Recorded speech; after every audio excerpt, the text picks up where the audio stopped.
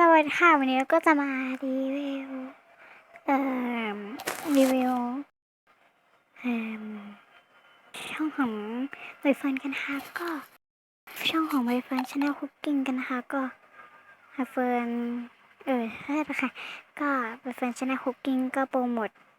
นี่ช่องของเราให้แล้วงั้นเราขอโปรโมทให้นะคะก็คือว่าเดี๋ยวอย่าบอกเลยนะขอบอกเลยนะคะว่าขอโทษนะคะที่ขี้เกียจลงอินโทรเพราะว่า ขี้เกียจจริงๆเพราะว่าให้แบบมันเกิดฉันขี้เกียจคือมันเกิดผ่านไปแล้วแค่1 วันเองค่ะก็ถ้ามีเสียงอะไรรบกวนก็ขอไปด้วยนะคะก็เดี๋ยวเราจะไม่โปรโมทกันเลยค่ะเดี๋ยวแป๊บนึงนะโอเคเดี๋ยวเราจะไปให้ดูตัวอย่างคลิปกันค่ะก็เราจะไปดูวันนี้เลยค่ะว่าปีนี้ขอให้สีแดงชนะนะคะสู้ๆ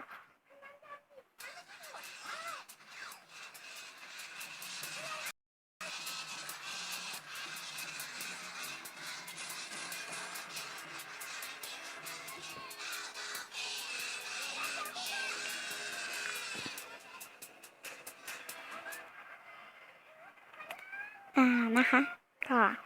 คลิปตัดไป แย่ตอนพิเศษคุณตอนพิเศษสอนทำมัฟฟินนะคะหนูอยากจะทำเขาไม่ชวนหนูไง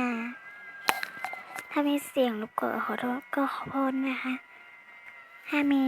าผิดพลาดประกันนะก็ขออภัยด้วยค่ะนี่ก็อยู่นั่นแหละ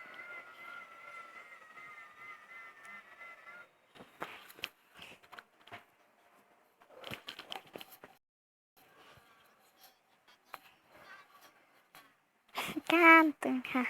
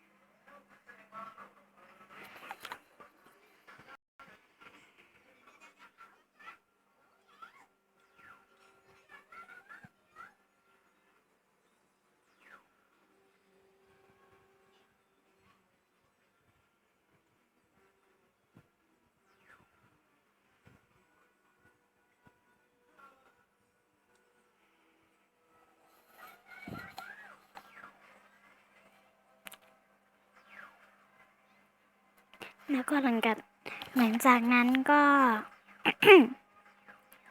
ก็ไปดูกันเองนะ ไปปะแล้วก็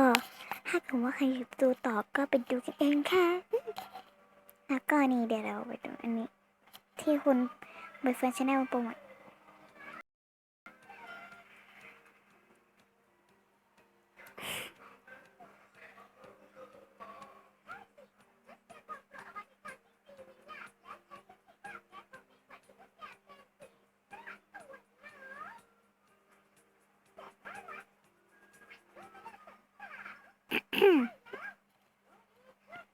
แล้วก็โฟกแล้วก็สลับวันนี้ยังสิเรามาดูเดี๋ยวเรามาให้ดูไฟใหม่อาจจะนี่สวยเนาะเขาวาดเองนั่นน่ะค่ะเดี๋ยวเราจะไปดูคนที่ใบเฟิร์นคุกกิ้งชาแนลใบเฟิร์นชาแนลคุกกิ้งนะคะว่าเขาติดตามอะไรบ้างก็เป็นการ์ตูนดิสนีย์ช่องการ์ตูนดิสนีย์แล้วก็ก็ใครๆก็เข้าครัวช่องใครๆก็เข้าครัวอะไรนั่นนะคะแล้วก็ช่องไม่อ๋อช่องแม่ของใบเฟิร์นค่ะแล้วนี่ก็ช่องของเรนาเชอรีแล้วก็นี่คือช่องสวนศิลปะแล้วก็เออไม่ใช่ไปไหนเนี่ยช่องพีคชาแนลมั้งแล้วก็ช่องอ้าวเมื่อกี้กับอันนี้มันก็ไม่เหมือนกันไม่ใช่หรอก็เป็นดิสนีย์นะคะช่องดิสนีย์ก็ช่องอะไรไม่รู้ค่ะแล้วก็ช่องอะไรไม่รู้ค่ะก็ช่องพี่ช็อปสต็อปปอมค่ะแล้วก็ช่องพี่ลินดาเละชาแนลนะคะก็แล้วก็ช่องของพี่ซีบิงพี่แป้งค่ะแล้วก็ช่องของใครไม่รู้ค่ะอีกต่อไปแล้วก็ช่องของจำชื่อไม่ได้แล้วก็ช่องของพี่ซอฟค่ะพี่ซอฟเกมเมอร์พี่ซอฟนี่ก็เป็นช่องของพี่เทรนเคซี่พี่ขวัญนะคะก็แล้วก็มีช่องของอายุมิเองนะเขาชอบกินน้องตายแล้วก็มโมโรริแล้วก็อีคิวพัสแล้วก็ช่องของเพลงละครช่อง3แล้วก็ช่องเราไอคาเย่ก็ช่องของพี่เมย์นะคะแล้วก็ช่องของฟันทอร์อะไรไม่รู้ไม่ออกอ่านภาษาอังกฤษไม่ออกค่ะแล้วก็ช่องนี้เป็นช่องทำอาหารจิ๋วนี่ก็ช่องรีวิวขนมญี่ปุ่นหรือของเล่นญี่ปุ่นนะคะเอานี่ก็เป็นช่อง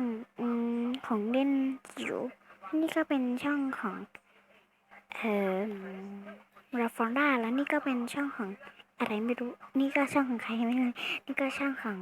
เฮ้ยคนนี้เราติดช่อง3ช่องนี้นะคะแล้วก็เราไปกันเถอะแล้วเราก็จะมาดูว่าช่องที่โปรดแค่นี้นี่ค่ะก็แล้วสำหรับวันนี้ก็ขอลาไปก่อนนะคะบ๊ายบายอย่าลืมกดไลค์กดแชร์กด subscribe ให้พวกเราทั้ง2คนด้วยค่ะแล้วก็ขอโทษนะคะถ้าเกิดว่าสำหรับวันนี้ก็อะไรนะพูดเบาไปหน่อยก็ขอไว้นะคะแล้วลาไปก่อนนะคะ